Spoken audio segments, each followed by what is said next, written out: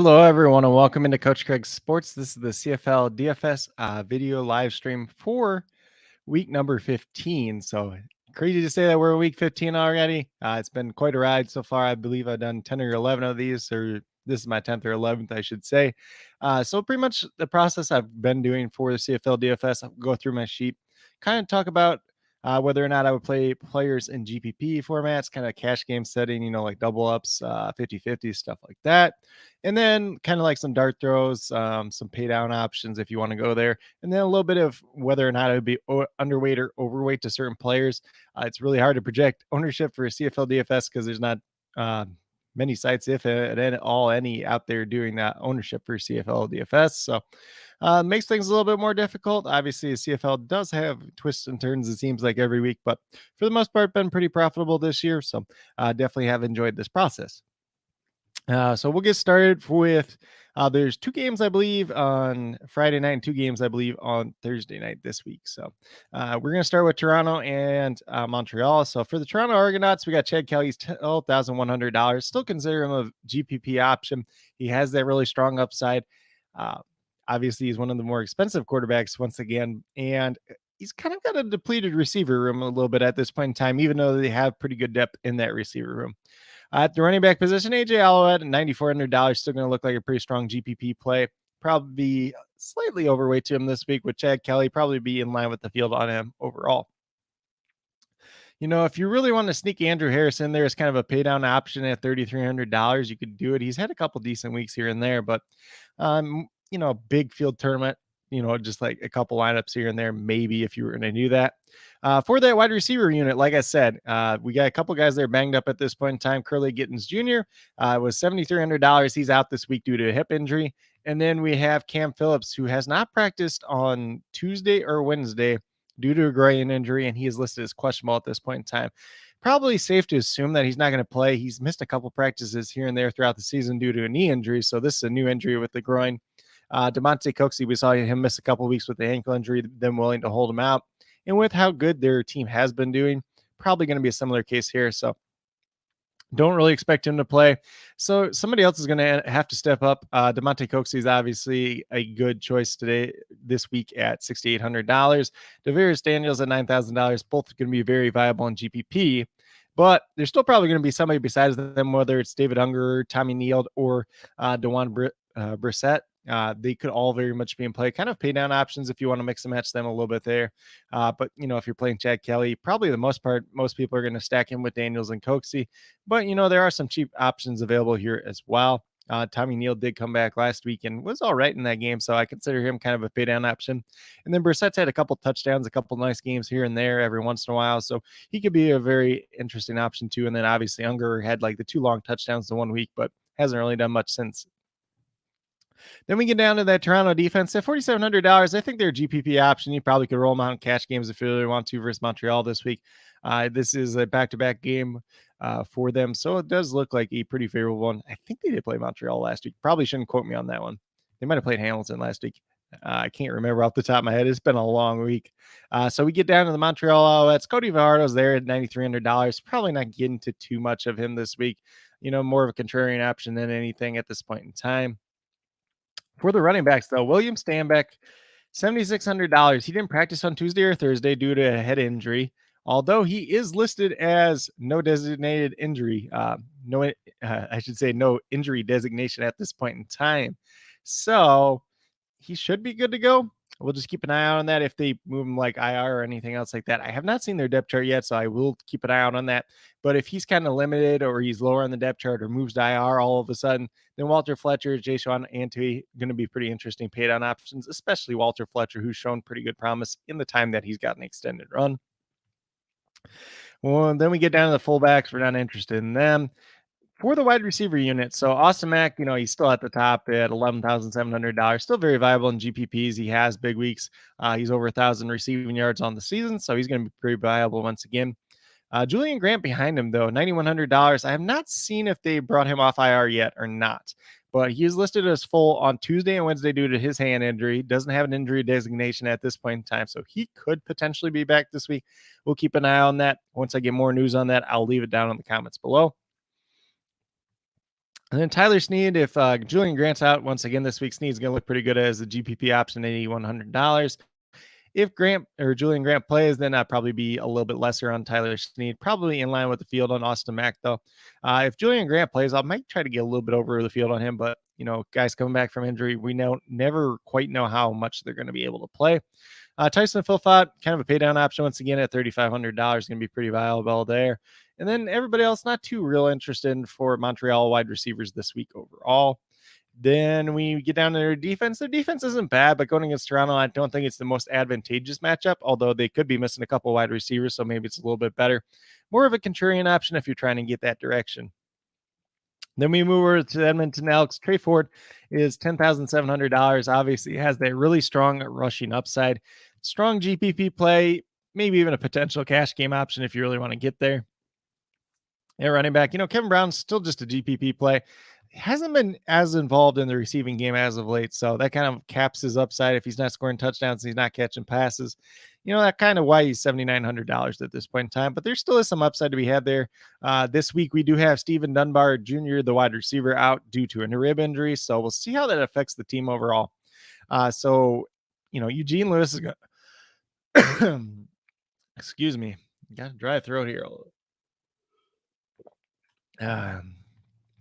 And right now, I wish my camera was on so you could see me getting a drink, but camera issues have been a thing for a little while now. Geno Lewis at $6,900. Going to be a really strong GPP play as their top wide receiver once again. And then with no Dunbar there, somebody else is going to have to catch touchdowns on this team if they're throwing the ball down near the red zone. So Lewis looks pretty decent. Kyron Moore, kind of a contrarian play if you want to get there. Overall, probably be overweight to the field on Trey Brown, probably overweight to the field on Geno Lewis. Kevin Brown probably in line with the field, just a couple of shares here and there. And then if you want to take some other shots on any of these other guys, they're kind of free pieces at this point in time. Probably not going to draw a lot of ownership. So one of them could stand out without Dunbar around, but we'll just have to see how that all plays out. Their defense going against the Rough Riders, $3,600 for the Elks defense. They're not a bad defense by any means. Rough Riders could make some mistakes here and there. So I do like the Elks defense, a decent amount, kind of a pay down defense and, one that I would consider in play, maybe slightly over the weight on them this week. But on the opposite side, they got Jake Delagal at quarterback. He's only $8,500, kind of coming off a rough week, though. So still consider him a very viable GPP option. He does have some pretty strong upside. Mason Fine's still out on IR this week due to his hamstring injury, although it looks like he's closer to returning, but still probably going to be Jake Delagal's job to lose at this point in time.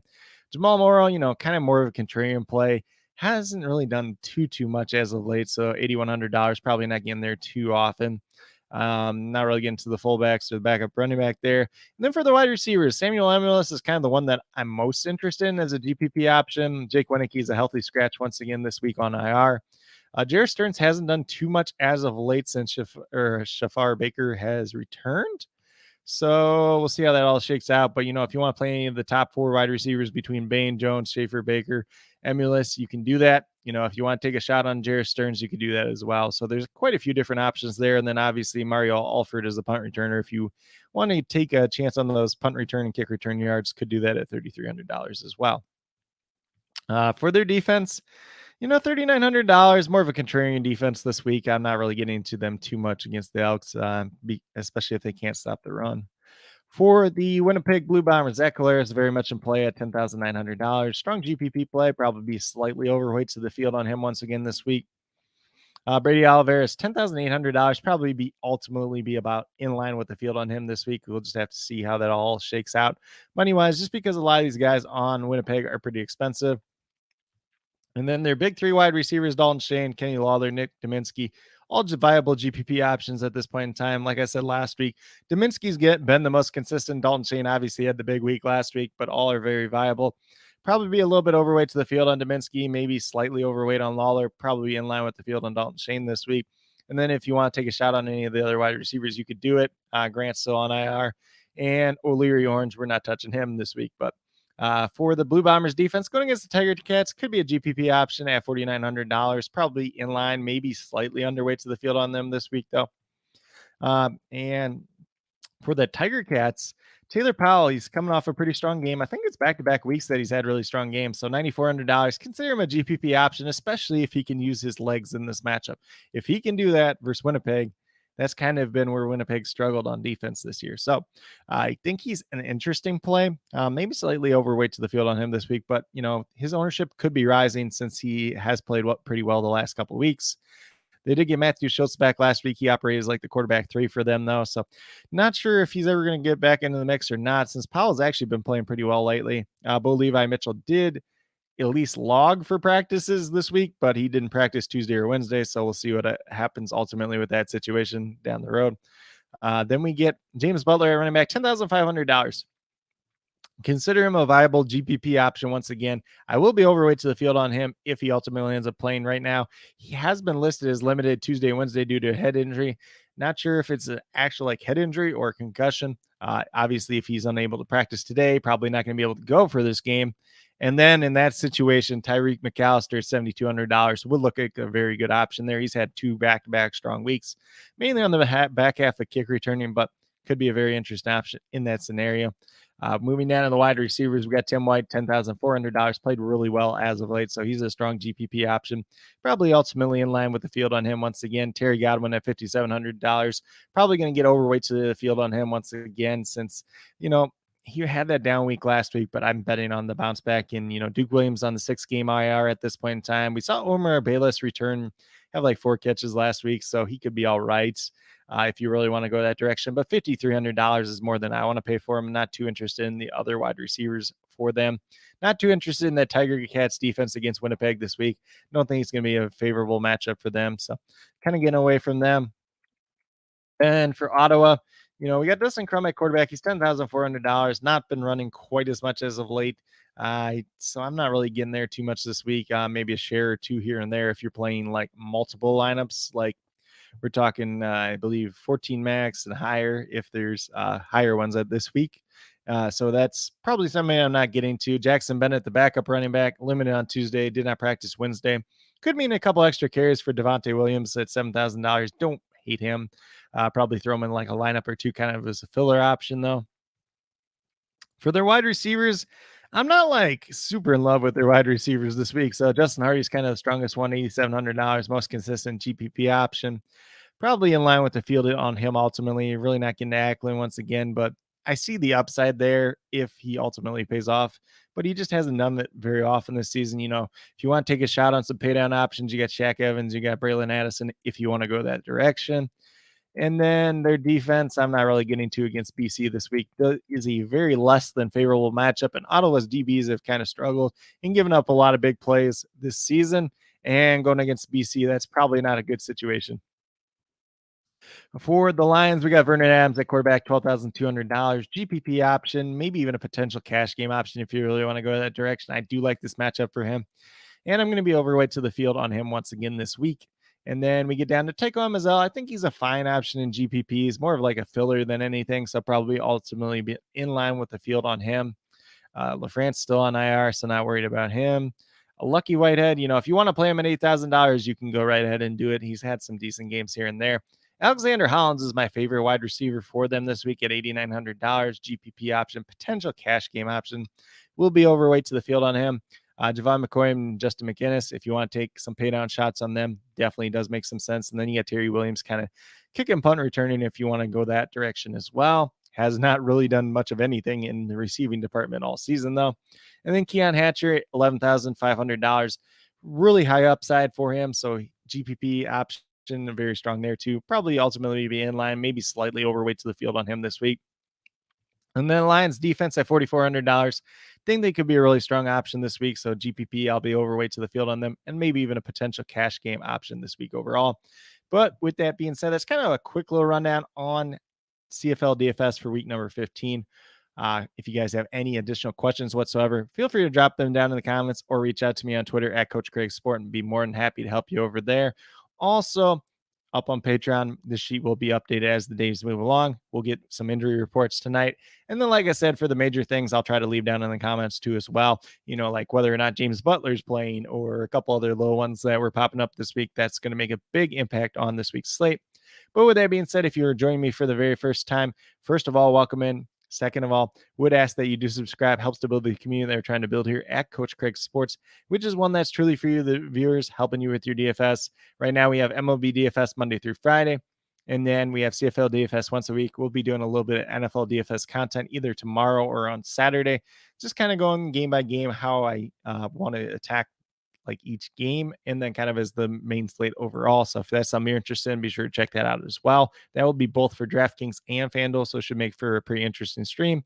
And then last, I do, and excuse me. And then lastly, also be sure to check out Prize Picks, Parlay Play, and BetUS. All the descriptions or all the codes are down in the description below. If you're brand new to the sports betting on any of those platforms, you can get a nice little bonus too as well. Helps you out a little bit, helps me out on the back end as well. And with that being said, you can bet on CFL DFS on all three of those sites. And so it is something that is pretty interesting, especially if you're eligible to bet on that in the state that you do live in, or the Providence if you're listening up in Canada. But with that being said, that's all that I have at this point in time. Definitely do appreciate each and every one of you tuning in, no matter which day you're tuning in on. I know it's Thursday at this point in time. Some of you might be tuning in on Friday or Saturday as well. So definitely do appreciate that. Hopefully each and every one of you have a good rest of your day, good weekend, and some good luck in CFL DFS for week number 15.